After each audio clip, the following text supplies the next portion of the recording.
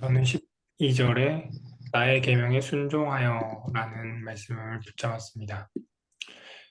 음, 오늘은 저희가 열왕기상을 읽고 있는데 저희가 8월에는 예레미야를 함께 읽었습니다. 당시에 이스라엘 백성들과 또 포로로 끌려간 사람들에게 오늘 본문이 읽혔습니다. 그들이 오늘 본문을 읽었습니다. 읽었던 그 당시에 이스라엘 백성은 나라가 멸망했고요. 또 나라가 막 멸망하기 직전이었을 수도 있고요. 그리고 또 포로기에 이스라엘에게 성전이 의미하는 바는 하나님의 임재를 보장하는 것이었습니다.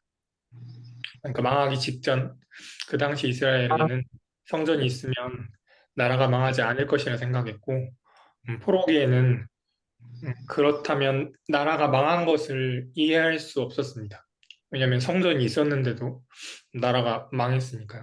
하나님이 계셨는데도 나라가 망했으니까요. 그 성전이 처음 되는 시기가 오늘 본문의 시기인 솔로몬이 성전을 짓기 시작한 때입니다. 그래서 열왕기의 저자는 성전의 처음 시기인 솔로몬의 이야기를 이스라엘에게 전하면서 성전이 본래 어떤 위치를 차지하고 있었는지를 말하고자 합니다. 본문은 건축 구조에 대해서 여러 가지 이야기가 나오고 그리고 12절부터 하나님이 솔로몬에게 말씀하십니다. 드디어 너가 성전을 짓기 시작하였구나 라고 말씀하십니다. 성전에 대해서 이야기하십니다. 그런데 하나님께서 성전에 대한 언급은 그 한 문장으로 끝납니다. 더 이상 성전에 대해서 하나님께서 말씀하시지 않습니다. 그리고 하나님께서 이어서 말씀하시는 것은 순종을 이야기합니다. 성경에서는 너가 내 법도와 율례를 따르고 또 나의 계명에 순종하여 그대로 그것을 지키면 내가 너의 아버지 다윗에게 약속한 바를 내게서 이루겠다. 또한 나는 이스라엘 자손과 더불어 그들 가운데서 함께 살겠고 내 백성 이스라엘을 결코 버리지 않겠다. 라고 하나님이 이어서 말씀하십니다. 순종하면 하나님께서 이스라엘 가운데 거하시겠다. 버리지 않겠다라는 약속을 하십니다. 이스라엘 백성들은 이 말씀을 지키지 않았기 때문에 주변 강대국의 침략을 받았고 또 포로로 잡혀가게 되었습니다.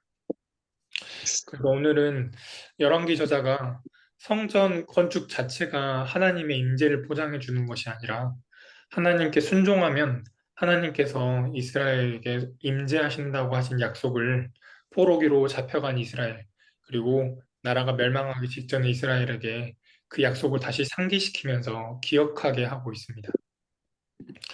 그래서 오늘 하루 저희 그때 이스라엘을 한번 생각하면서 성전보다 더 그 위에 있는 것, 하나님의 말씀에 순종하는 것, 그때 하나님께서 우리 가운데 거하시겠다고 하셨던 그 말씀 기억하셔서 하나님의 말씀에 순종하는 오늘 하루 되었으면 좋겠습니다. 기도하겠습니다. 하나님 감사합니다. 성전이 처음 만들어졌을 때, 그 시기를 돌아보았습니다. 그때 성전의 위치는 성전보다 그 위에 말씀에 순종하는 것이 있었습니다. 하나님 성전보다 말씀에 순종하는 것이 더 위에 있었습니다. 하나님 오늘 저희 말씀에 순종하는 하나님의 계명에 순종하는 저희들 되게 하여 주십시오. 예수님의 이름으로 기도드립니다. 아멘.